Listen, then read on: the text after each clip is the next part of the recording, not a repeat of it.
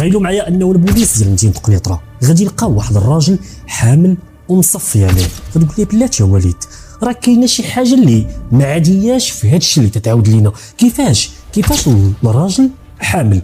غادي نقول لك نفس التفكير اللي فكروا فيه رجال الشرطه ملي لقاو هذا الراجل مصفي عليه. في بدايه الامر اعتقدوا ان الانتفاخ ديال البطن ديالو تعود لشي مرض اللي فيه ولا تعاني من شي حاجه اللي خلات البطن ديالو انه ينتفخ، ولكن التقرير الطبي فاجئ رجال الشرطه وخلاهم في واحد الحيره اللي كانت كبيره، لان ذاك الراجل فعلا كان حامل وكانت عنده 3 شهور. قضيه اللي غادي ترون هذه المدينه سفاها على شكون اللي صفى لهذا الراجل وكيفاش تحمل ولات عنده 3 شهور. لان من غادي نعرفوا كيفاش تحمل هذا الراجل غادي نقربوا الهويه الحقيقيه ديال المجرم. قضيه ديال اليوم شابكه من البدايه ديالها حتى النهايه ديالها، وانا عارف انكم ما غاديش تملوا وانتم تتصنتوا لها. فقبل ما نغوصوا في تفاصيل قضيه اليوم غادي نشكركم الاخوان، غادي نشكركم على الدعم ديالكم، على الكلمات الزوينين. اي واحد خلى لي شي كومونتير راكم تعرفوني مزيان، تنعتبركم خوتي وتنجاوب اي واحد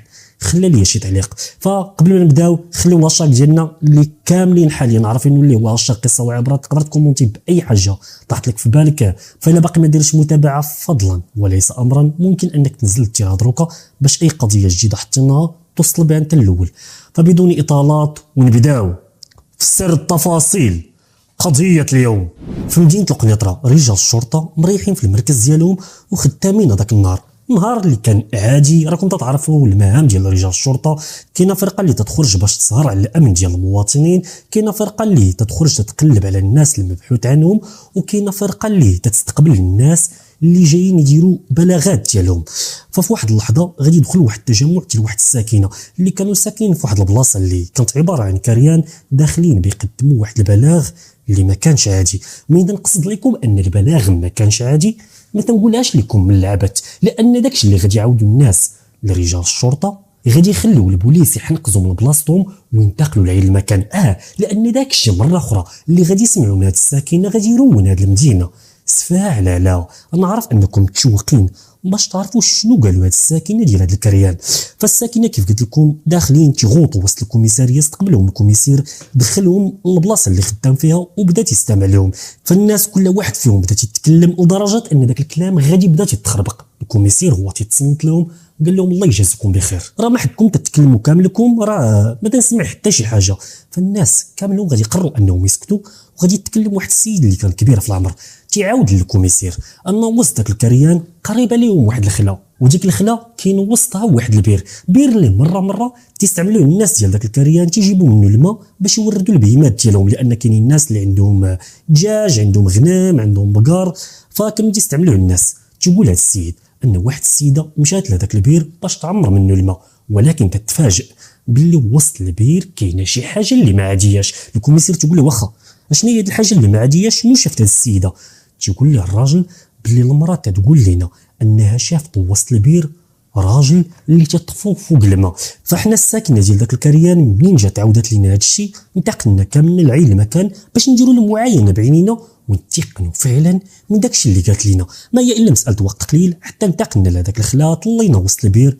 فعلا نفس الكوميسير داكشي اللي كاين وسط البير حنا متيقنين منه انه راجل مرمي، واقيلا تتبان لنا يديه بحال معقوده بشي قنبه 100% مصفيه ليه ورماه شي واحد وسط البير. هنا الكوميسير غادي يقول لهم حبسوا عليا، عيط لفرق البوليس اللي خدام معاه وقال لهم ضروري ننتقلوا لعين المكان وهنا تنقصد لكم هذاك الخلا باش يديروا المعاينه ديالهم. فعلا ما هي الا مساله وقت قليل حتى رجال الشرطه وصلوا لهذاك الخلا، قربوا من هذاك البير، طلعوا وسطو، تيبان لهم ان داكشي اللي كاين لداخل هو راجل مستاجو بالحيتو طافي فوق الماء، بمعنى انه ماشي كان داخل ولا غاطس، كان طافي فوق الماء، يديه كانوا مجموعين من اللور وكانوا مربوطين.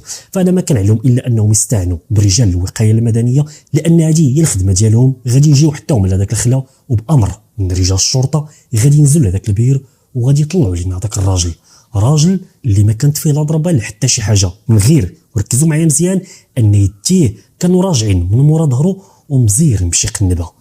واش شي واحد جا رماه وسط هذا البير؟ ولكن السكينه ما سمعوا حتى شي حاجه. الا جابوه بغير مريض ضروري ما يحاول انه يدافع على راسه ويقدر يغوط وسط الخلا والكريان قريب لديك البلاصه. ولكن السكينه تيقولوا لرجال الشرطه انه ما سمعوا لا غواط لا حتى شي حاجه. فحاليا البوليس قدامهم هذاك السيد مفرش وغادي يبداو يديروا المعاينه الاوليه ديالهم في عين المكان. وهذه المعاينه اللي غادي تخربق البوليس ديال بصح، لان داكشي اللي غادي يكتشفوه ما كانش عادي بشكل نهائي. وحاجه اخرى ان داكشي اللي غادي يخرج في التقرير الطبي، ونعاود نقولها لكم ان التقرير الطبي في هذه القضيه كان محير لواحد الدرجه اللي كبيره بزاف. فدابا كيف قلت لكم رجال الوقايه المدنيه باوامر من رجال الشرطه غادي يخرجوا هذاك السيد من القاع ديال البير، حطوه قدام البوليس. لان البوليس غادي يبداو المعاينه ديالهم.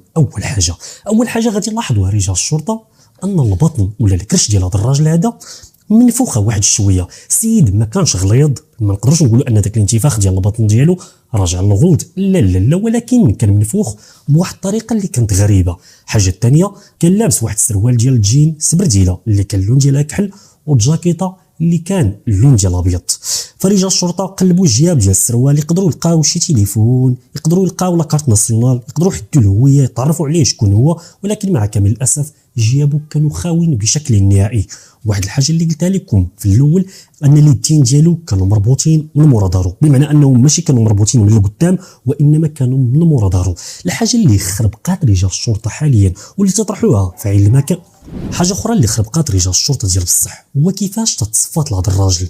نفرضوا ان الشخص اللي كان داخل به لهذا الخلا وكان رابطه، واش هذا الراجل ما حاولش انه يغوط، ما حاولش انه يطلب من شي واحد انه يعتقو؟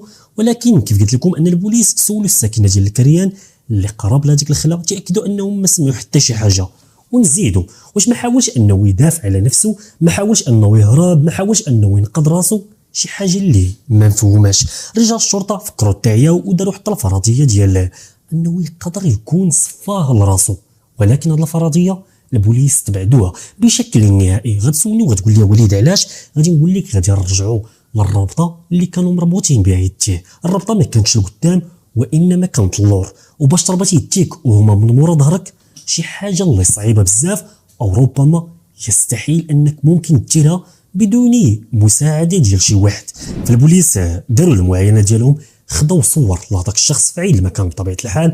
وحاجه اخرى اللي نسيت ما قلتها لكم انهم قلبوا اليدين ديالو كانوا تيبانوا باقي طريين، مما يعني انه يلاه ترمى غير وقت قصير هذا وسط هذاك البير، تقريبا شي نهار ولا يومين. وهذا الشيء خلى رجال الشرطه يقولوا ان البصمات ديال يديه باقي طريين، ولا عطيناهم السيستيم غالبا نقدروا نحدوا الهويه ديالو بطبيعه الحال الا كانت عنده لاكارت ناسيونال. وغالبا غتكون عنده لاكارت ناسيونال لان الشخص اللي قدامنا حاليا العمر ديالو غادي يكون تقريبا في الثلاثينيات. فما كان على رجال الشرطه الا انهم غادي يهزوا هذا الشخص اللي هو مجهول الهويه طول هذه اللحظه، وغادي يصيفطوه لمستودع الاموات، وغادي يطالبوا بالتقرير الطبي لانهم باغيين يعرفوا سبب الوفاه. ما تنساوش انه ما كانش فيه لاطراس ديال الضرب، ما مضروبش بشي جنويه ولا شي موس ولا شي حاجه بحال هكا، فكان لابد لهم انهم يطالبوا بالتقرير الطبي.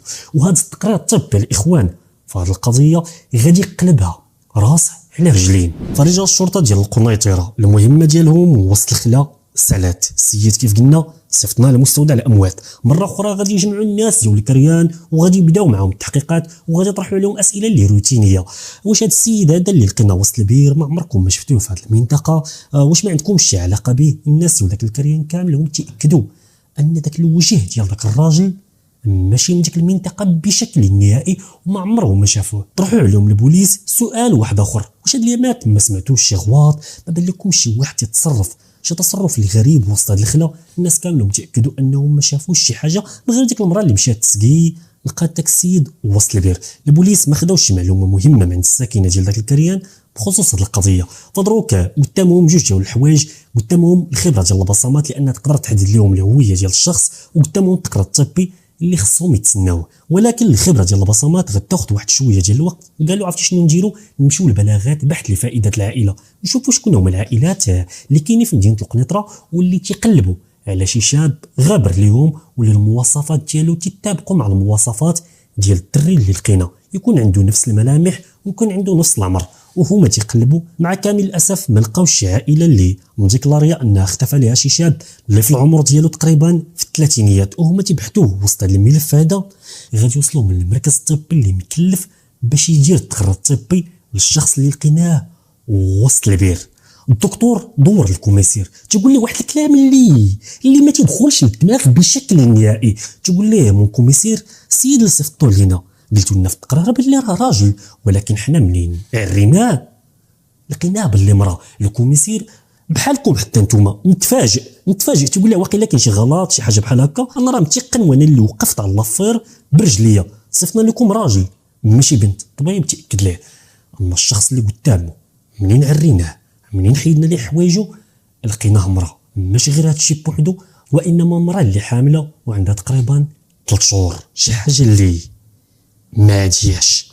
فالانسبكتور هو تيسمع هاد الكلام من الطبيب العقل ديالو غادي يفراني، تيقول لي هادشي تتقول لي راه ما يمكنش، انا راني عارف اش ندير، مصيفط لك راجل وانت تتقول لي دابا بلي لقيتيه بنت ولقيتيه حامل. فالطبيب تيقول لي شوف من كوميسير التقرير الطبي راه باقي ما سالاش، كان هادشي فقط شي حاجه اللي في شكل وضروري ما نعاودها لك، المهم تسناني تنسى لي التقرير الطبي كامل وديك الساعه نريح انا وياك ونعاود لك بالتفاصيل شنو واقع.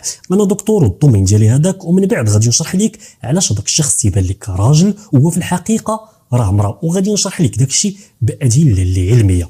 فالطبيب قطع التليفون، الانسبكتور راسو غادي يضرو ديال بصح، عيط للبريغاد اللي خدامه معاه قال لهم شوفوا الطريق ديال البحث لفائده العائله ما خرجت لنا في حتى شي حاجه، والسيد اللي لقيناه وسط البير اتصل بيا الطبيب وتيقول لي راه ماشي راجل راه مراه، وفوق هذا الشيء راه حامله وعندها 3 شهور. شوفوا لي الخبره ديال البصمات، حاولوا انكم تطلعوها في اقرب وقيته، خصنا نعرفوا الهويه ديال هذا الراجل. لا ماشي الراجل ديال هذه المراه، انا بكل صراحه راني تخربقت ديال بصح، ما بقيتش عارف واش راجل ولا مراه، راسي ضرني. فلا بريغاد ما كان عليهم الا انهم يطبقوا بالحرف الكلام ديال الانسبكتور. ما هي الا مساله وقت قليل حتى غادي تطيح الهويه ديالو وغادي تبين لنا بلا الراجل اللي لقيناه واللي بلا موسطاج وباللحيه الاسم ديالو الحقيقي هو رحمه. الصوره اللي كاينه في لاكارت ناسيونال الا شفتيه تقدر تقول عليه ان الاسم ديالو هو العربي، ولكن الحقيقه ان الاسم ديالو رحمه وساكنه في مدينه الدار البيضاء. العنوان السكني حاليا كاين عند رجال الشرطه، فما كان على رجال الشرطه الا انهم انتقلوا لمدينه الدار البيضاء بطبيعه الحال تنسيق مع رجال الشرطه ديال كازا، وانتقلوا للعنوان السكني اللي في هذيك لاكارت. تيدقوا في الباب تيخرج واحد السيد اللي كبير في العمر، قالوا ليه حنا رجال الشرطه وجينا على ود واحد المراه اللي الاسم ديالها رحمه والساكنه هنايا. الراجل غير غادي يسمع هذه الكلمه ديال الرحمه غادي يقول لهم ما بقاش ساكنه هنايا، واش تقصدوا ليا خالد ياك ماشي رحمه؟ البوليس يقولوا لي راه جينا على ود رحمه ماشي خالد. غادي يقول لهم هي سميتها رحمه ولكن انا هو با وتنعيط لها خالد، راه راجل هذاك ماشي مراه، شنو واقع ياكشي بس ما كاين، واصلا راه مده طويله ما بقاش ساكن معنا هنايا، راه جريت عليه ما عندي ما ندير به، جاب لي غير الشوهه وسط العائله والجيران كلشي تضحك عليا بسبب الشكل ديالو. البوليس في اللحظه بداو تيحسوا ان الاب ما حاملش هذيك البنت، ما حاملهاش على ود الشكل ديالها الرجولي، فما كان عليهم الا انهم يقولوا لي شوف ضروري تحضر معنا المركز ديال رجال الشرطه انت وخوت رحمه والام ديالها. تقول لهم الام ديالها توفات تقريبا واحد 5 سنين هادي الله يرحمها، المهم الا درت شي حاجه انا ما مسؤولش ما سوقيش في الا كانت دايره شي حاجه. البوليس يركزوا لي على حاجه وحده، تحضر المركز ديال الشرطه ومن بعد تعرف التفاصيل.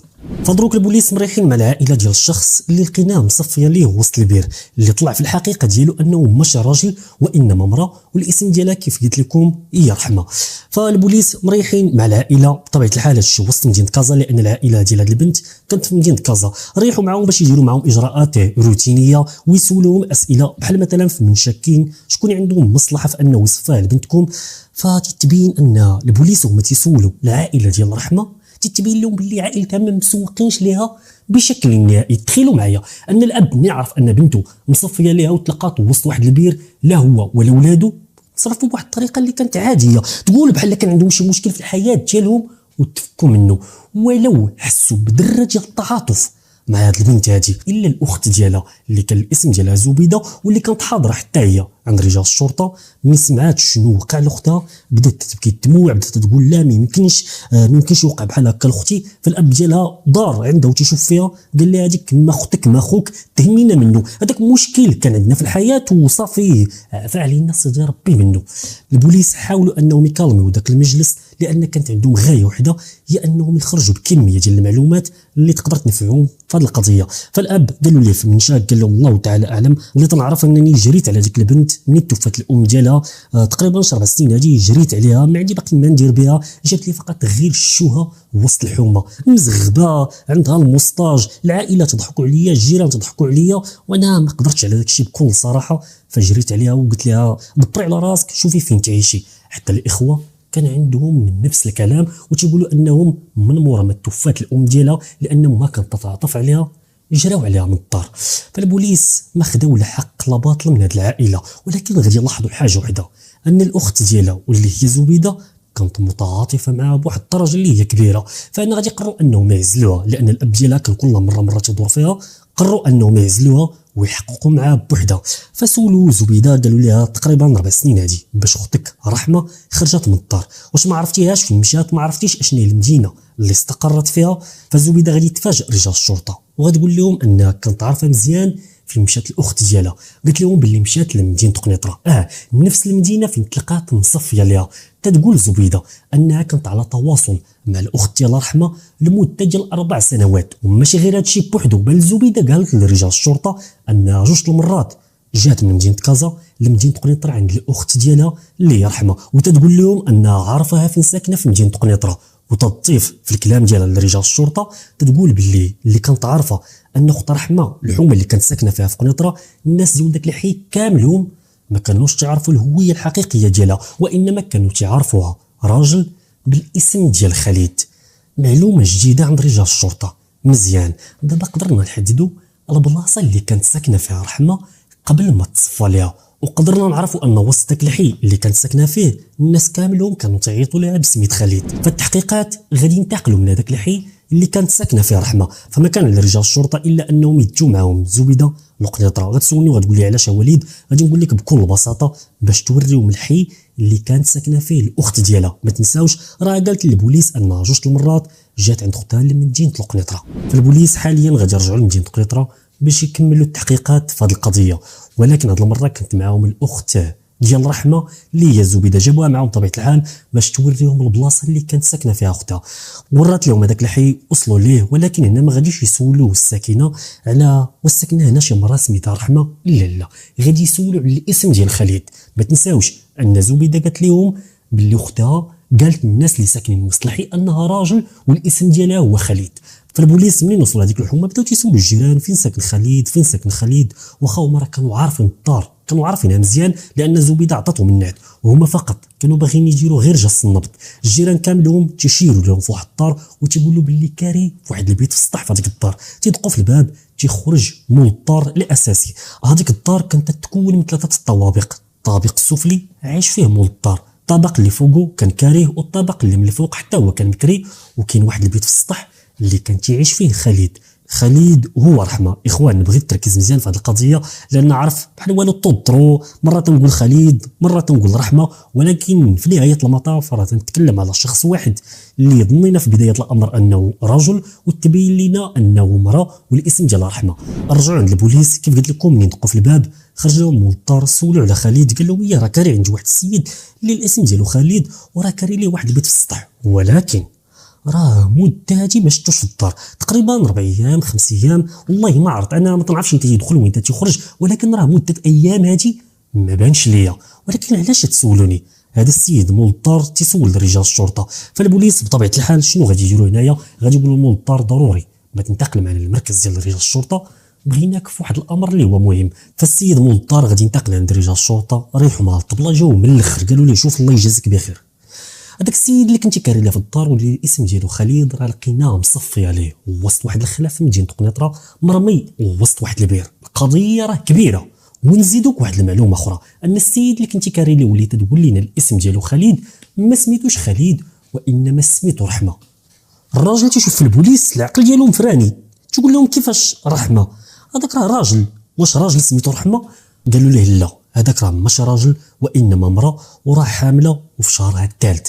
الراجل مول الدار العقل ديالو غادي فراني ما قدرش يتقبل هذا الشيء. تقول لهم لا، هذاك راه سميتو خالد راه عنده اللحيه وراه عنده حتى الموسطاج، هذا الشيء راه ما قدرش العقل ديالي انه يتقبلو. البوليس خلاو تتكلم، قالوا ليه شوف اي حاجه بانت لك ماشي طبيعيه، تتعرف صحاب ديال ولاد خالد شنو تيدير مع من تيمشي، الناس اللي قرابين ليه، قول لينا كل شيء، اي حاجه تتعرفها قولها لينا، لافير راه كبيره. فمول الدار تعاود لرجال الشرطه ان العلاقه ديالو بخالد هي علاقه ديال زبون، انه كاري عنده السطح تيشد من عنده الفلوس ديال الكرا، هذا الشيء اللي كاين. وحاجه اخرى اللي تعرف عليه ان الخدمه ديالو بوعار، تخرج الى لقى شي حاجه محطوطه قدام البركاسه، شي ماكينه قديمه ممكن انها تباع، تيجمع البلاستيك تيجمع الحديد، هادشي اللي تعرف عليه. اما شي معلومه اللي تقدر تعاون البوليس فراه ما قال لهم والو. فمضطر كانوا هادو من المعلومات اللي قدر يعطي رجال الشرطه ورجع للحي اللي ساكن فيه. وراكم تعرفوا المغاربه منين وصل للحي عاود كلشي الناس ديال الحومه وبدا تيقول لهم ان اللي كان ساكن معنا في الحومه واللي سميتو خالد راه ماشي خالد وانما كان سميتو رحمه وراه كانت حامله. راه هذيك المراه ماشي راجل كان تيتفلى عنا كان تيكذب علينا واخا عنده اللحيه واخا عنده الموستاج وراه لقاوه مصفيه ليه ورامينو وسط شي بير. القضيه بدات تكبر وسط الناس ديال الحومه الكبير والصغير ولا تيتكلم على حاجه وحده.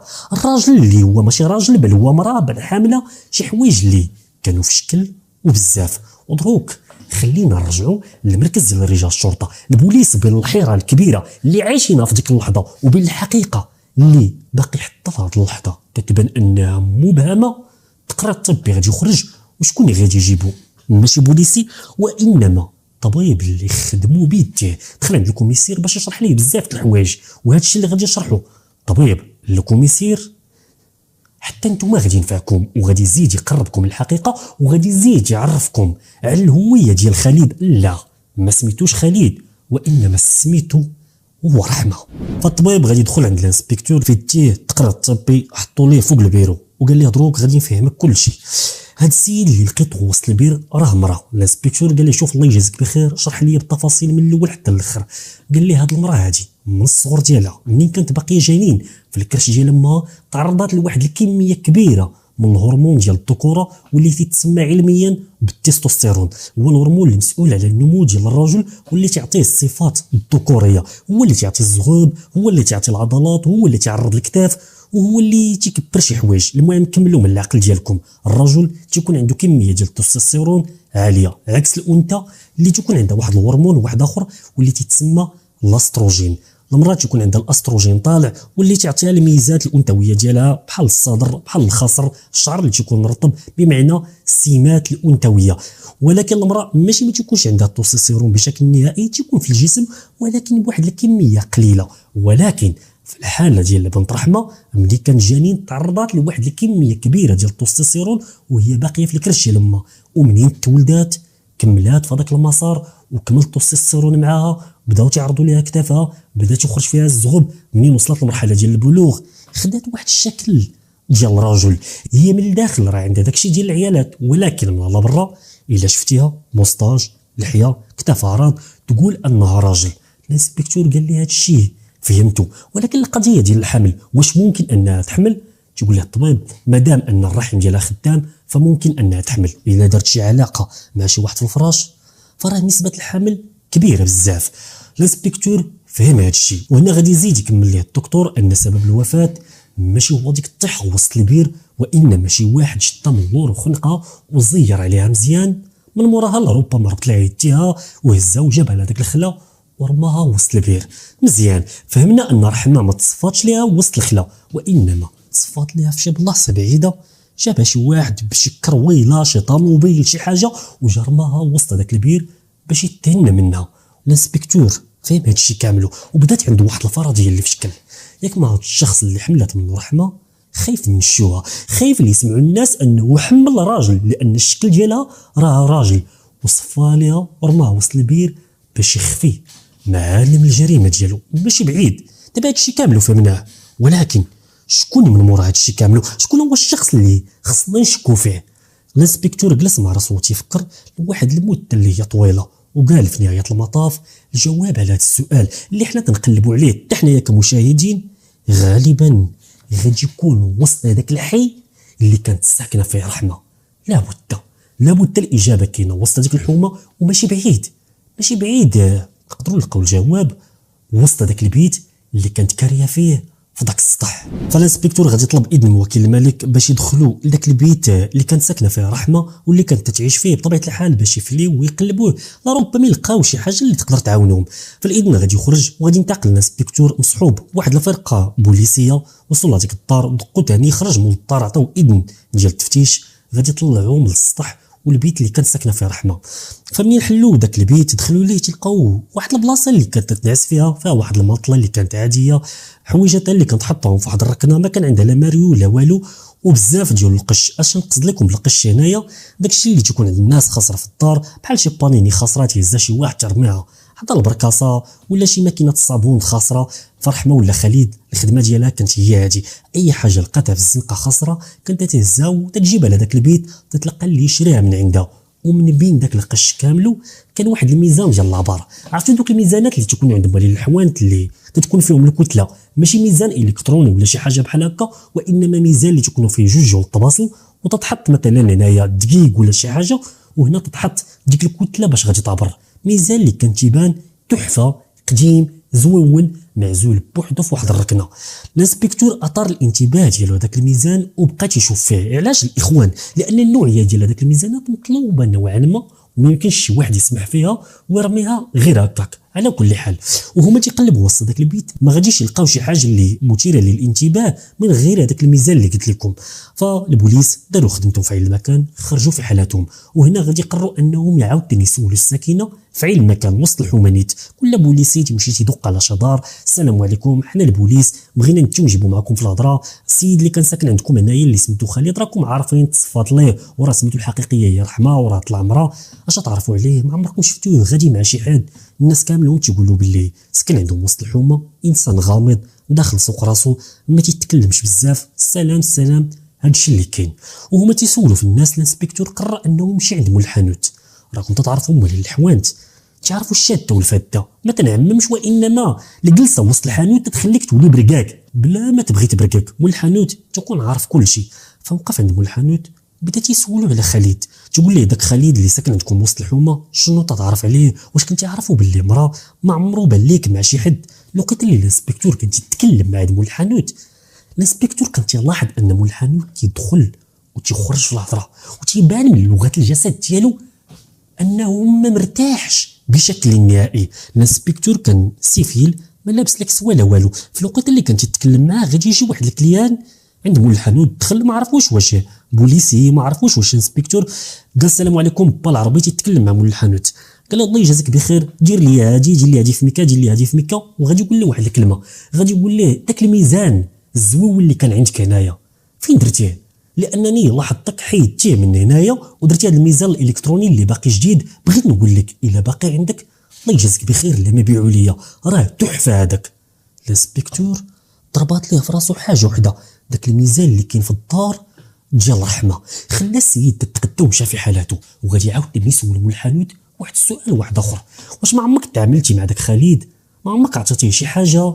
ما عمرك ديتي وجبتي معاه في الهضره؟ مول الحانوت تاكد: لا ما عندي به حتى شي علاقه، ما عمرني عطيتو شي حاجه، وانا انسان جار راسي الاتساع، مي عادي لا جات تقدم عندي وصافي. الانسبكتور حس من لغه الجسد ديال هذا السيد والطريقه اللي تتكلم بها ان في كرشو كاينه العجينه. فملي حس به الانسبكتور انه يخفي شي حاجه غادي يعاود يسولو، غادي يقول له: هذا السيد هذا اللي جاي يتقدى دابا سولك على شي ميزان قديم، فين هو هذاك الميزان؟ مره اخرى مول الحانوت غادي بدا تيدخل تيخرج في الهضره. قال ليه: اشنو هي علاقه الميزان بهذا الشيء؟ يكون بغيت تلصقوا لي شي حاجه بحال هكا، انا ما داير حتى شي حاجه، الله يجازيكم بخير، ما تطيحوش عليا شي باطل. السيد ولا تيدخل تيخرج في الهضره ولكن بواحد الطريقه اللي ما كانتش عاديه. والانسبكتور خدمته هذيك وخدم بزاف ديال القضايا، وحس ان هاد مول الحانوت من مورا شي حاجه اللي هي كبيره. فغادي امر الفرقه الشرطيه انهم يجيبوه باش يريحوا مع الطبله، لان بكل صراحه وسط هذه القضيه ما كاينش شي واحد اللي غادي يشكوا فيه، فخصنا شي مشتبه به الله نعضوا فيه ونعمقوا معاه البحث، ربما يكون هو. فريحوا مع مول الحانوت، بداو تطرحوا عليه اسئله اللي هي روتينيه: اشنا هي علاقتك برحمه؟ واش تتعامل انت وياها؟ تتسلفها الفلوس؟ تجي تقدم من عندك؟ واش تكريدي من عندك؟ واش تجي وتجيب انت وياها في الهضره؟ واش عمرك عطيتها شي حاجه؟ مول الحانوت تقول: ما عمرني عطيتها شي حاجه، ما عندي بها حتى شي علاقه من غير انها تتقدم عندي وصافي، هادشي اللي كاين. هنا غادي يسولوا الانسبكتور، غادي يقول له: واحد الميزان لقيناه عندها في الدار، ماشي انت اللي عطيتيه ليها؟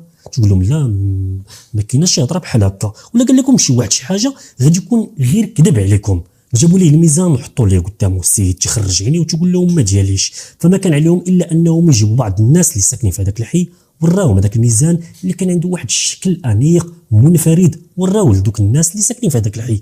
كاملهم تيقولوا هذا ميزان ديال بالعربي، لانه ميزان تيبان شي حاجه اللي في التراث، شي حاجه اللي قديمه. والعربي تيقول لرجال الشرطه انه ما ديالوش بشكل نهائي. دابا البوليس متيقنين ان العربي عطى الميزان لرحمه، ولكن واش هو اللي من مورا الجريمه ولا كان هو نيت؟ كيفاش غادي نقدروا اننا نثبتوا عليه التهمه؟ واشنا هي الادله الدامغه اللي غادي نسدو بهذه القضيه. غادي نقول لك الامر كان بسيط جدا. مادام اشتبهنا في العربي ما تنساوش ان رحمه كان عندها واحد الجنين في كرشها اللي غادي نهزو منه واحد العينه ديال لا دي ان ونطابقوها مع لا دي ان ديال با العربي. با العربي ملي كانوا بياخذوا منه زغبه ديال الشعر باش يديروا لها خبره لا دي ان مع الجنين، لانهم قالوا ليه غادي نديروا لك خبره ديال لا دي ان مع الجنين الا ما كنتيش انت با راه غادي نطلقوك وتمشي في حالاتك. السيد هنا دخل في واحد الحاله اللي كانت هيستيريا، تقول لهم لا انا ما بغيتش، انا ما شغليش في هذا الشيء، انا ما داير حتى شي حاجه. لكن فعلا ماشي هو اللي من مورا هذا الشيء. علاش كان من الاصل غادي يتصرف بهذه الطريقه؟ داروا الخبره غادي يخرج التطابق وغادي يبان ان العربي كانت عنده علاقه طويله مع رحمه. فمنين نواجهوا بهذا الدليل غادي يشد في راسو وغادي يقرر انه يعترف لهم بالحقيقه، وغادي يقول لهم ان رحمه كانت عشيقه ديالو وكانت تمشي وهي لواحد الفيرما اللي كانت عنده في الخرجه ديال مدينه القنيطره. كانت يدوز وهي السوايع الا شافهم شي واحد تظن انهم جوج الرجال داخل لهذيك الفيرما، ولكن ما خفيه كان اعظم. البوليس غادي يقولوا لي واخا شنو كان عاجبك فيها؟ السيده كانت تبان مزغبه موستاج تتبان راجل. غادي يقول لهم كانت تعجبني ديك النوعيه ديال الحيالات بالخصوص، واخيرا لقيتها وفين ساكنه حدايا. البوليس غادي يقولوا لي ولكن باش عرفتي الهويه ديالها؟ باش عرفتيها انها رحمه؟ غادي يقول لهم وديتها تقدم عندي من الحانوت واحد النهار طاح لها البسطام، فالبسطام منين طاح هزيتو حليتو لقيت في لاكارت ناسيونال بانت لي الهويه ديالها انها انت الاسم ديال رحمه ونفس التصويره. ثم عرفت ان كاينه شي حاجه اللي في شكل. فمنين جات عطيتها البسطام وقلت لها ها اللي كاين وها اللي كاين، واش انت فعلا مرا ولا راجل؟ ترجات مني وقالت الله يجازيك بخير لما استرني انا فعلا راني مرا وراه عندي واحد المشكل وها اللي كاين وها اللي كاين. تكلمت معها بواحد الطريقه اللي كانت زوينه واللي راحت النفس ديالها. شديت من نمره التليفون وليت نتراسل انا وياها، بديت ندخلها بميساجات ديال الحب التعناب كذا ندوز انا وياك وقيت راك عجبتيني وراه ما تنكذبش عليك، وبقيت تستدرجها وتنتيها في الخرجه ديال مدينه قنيطره تندوز معها واحد الوقت اللي هو زوين. فمع مرور الوقت القضيه بدات تكبر بيني وبينها، وليت ندور معاها شي حاجه قديمه عندي ما ندير بها تنعطيها ليها، بحال داك الميزان نيت اللي لقيته عندها في الدار باغي نبدل الميزان هزيته وعطيته ليها، قلت لها قلبي على الشاري راه مطلوب لانه تيبان قديم تيبان تحفه اثريه. ولكن النقطه اللي غادي تطفيه الكاس هو من نهار اعترفت ليا انها حامله. هنا غادي نشد في راسي والعقل ديالي ما قادرش انه يتقبل هذه الواقعه. علاش؟ لانني انا مزوج وعندي وليدات مع المراه ديالي والمجتمع ما تيرحمش. علاش؟ لانني غلطت مع واحد الانسانه اللي ما مناسباش ليا بشكل نهائي. كون غير كانوا فيها الملامح ديال الانثى ديك الساعه حتى الا ساقوا الناس الخبار غادي يقولوا راه طاح مع امراه. ولكن الشخص اللي درت معاه الغلط راه تيبان راجل بنسبه 100%. فانا كنت خايف من الشوهه، كنت خايف انها تشوهني مع الجيران، فدويت معها قلت لها شوفي شي طبيب اللي يحيد لك داكشي من كرشك. ولكن كانت رافضه بواحد الشكل اللي هو كبير، تتقول لي اخيرا انا غنولي غادي نحس بالامومه، يمكن لياش نحيدو من كرشي، خصك تزوج بيا دير معايا شي حل. افكار كثيره بدات تطور لي في عقلي في ديك الوقيته، وتنقول صافي خصني نلقى شي حل في اقرب وقيته. الحل الوحيد اللي كان عندي هو انني قلت لها اجي عندي الفيرما ندوز انا وياك شي سويعات ونلقاو حل هذا المشكل اللي حنا طايحين فيه. فعلا جات عندي ذاك النهار وانا كنت مخطط لكل شيء. جات ريحنا بدينا مقصرين تنضحكوا، تغفلتها في واحد اللحظه غزيت واحد القنبه زيرت لها على عنقها، رجليها بداو تيفركلوا غادي زقاو في البلاصه. انا غادي نعرف ان مول الامانه دا امانته. هزيتها في الطوموبيل ديالي ورميتها وسط واحد الخلا اللي كان فيه واحد البير. كنت تنعرف ديك المنطقه وتنعرفها انها تكون خاويه بالليل. البوليس غادي يسولوا واحد السؤال، غادي يقول الله يجازيك بخير واخا علاش ربطت لها يديها؟ غادي يقول لهم ربطت لها يديها باش البوليس اللي لقاوها يقولوا هي اللي صفاتها لراسها. ولكن مول الحانوت كان مكلخ والبوليس كانوا ذكيين، لان الربطه ديال اليدين وان اليدين كانوا مورا الظهر يستحيل الانسان انه يديرهم من راسه. ما يمكنش دير يديك مورا ظهرك وتبقى تتربط فيهم الا عاونك شي حد. فهاد الفرضيه استبعدوها رجال الشرطه من الاول. فكانوا ضمن الاعترافات ديال با العربي مول الحانوت. الحاجه اللي كاين خايف منها من النوبه الاولى طاح فيها، وكل شيء ساق له الخبار وسط الحومه. وماشي غير هادشي بوحدو، بل بالاعترافات ديالو غادي يوقف امام القاضي اللي غادي يعطيه حكم اللي كان طويل واللي هو المؤبد. قضيه اليوم صعيبه لواحد الدرجه اللي هي كبيره. بكل صراحه انا بقات فيا البنت رحمه اللي عاشت واحد الظروف اللي كانت خايبه بزاف، لا العائله ديالها حنت فيها لا المجتمع حن فيها، حتى السيد اللي ظنات انه غادي يبغيها وغادي يتقبلها بداك الشكل اللي عطاها سيدي ربي، في نهايه المطاف غادي يقرر انه يصفي عليها. كان الحلم ديالها ربما انها تتزوج يكون عندها وليدات تعيش حتى هي بحالها بحال الناس ولكن القدر كان تيخبي لها حاجه اخرى. اخوان، بحال النوعيه ديال الرحمه وسط المجتمع كاين منهم بزاف. كاينين بزاف المشاكل اللي تكونوا جينيه، تكونوا مشاكل في الهرمونات اللي الانسان ما عندوش شي تدخل فيهم، بل داكشي تيجي من عند سيدي ربي بوحدو وتيبقى هاز هذاك المشكل في الداخل ديالو. ماشي غير المشكل تيبقى هازو، وانما حتى المجتمع تيولي تيلومو هو بحال هو اللي خدا القرار. نتمنى ان نظره المجتمع تغير، لربما الجيل الصاعد يكون عنده افكار مختلفه. قضيه اليوم غتكون سالت هنايا، ولا وصلتوا حتى لهاد البلاصه المود باص ديال هاد القضيه تعاطفا مع رحمه. اي واحد كتب لي تعاطفا مع رحمه غادي نعرفوا انه تفرج في هذه القضيه من الاول حتى الاخر ديالها، وهاد الناس والله حتى عندهم واحد المعزه كبيره في القلب ديالي. فشكرا لكم من القلب، شكرا شكرا. اخوان راكم تتفرجوا تشوفوا، اغلبيه فيكم غادي يكون تلاحظ انني تنعرق، ولكن الاخوان راه ما بغيتش نطلق الكلمه باش ما نخسر لكمش الصوت وانتم تتصنتوا ليا. داكشي علاش تنقرر انني نسكتا وتنصور في واحد الصاد اللي كبير بزاف. راكم عارفين مدينه مراكش عاد لي سوفت بوكس ديال الضوء اللي تضربوا فيا باش تكون الاضاءه زوينه. هادشي كامل على قبلكم الاخوان، الصاد وصابر من اجل انكم تفرجوا انتم مرتاحين. فحتى انتم حاولوا انكم تدعموا المحتوى، سواء بلايك، بكومونتير، تبارطاجوا الفيديو مع الاصدقاء ديالكم. نقول لكم تهلاو في راسكم بزاف، ونتلاقاو في الفيديو الجاي ان شاء الله.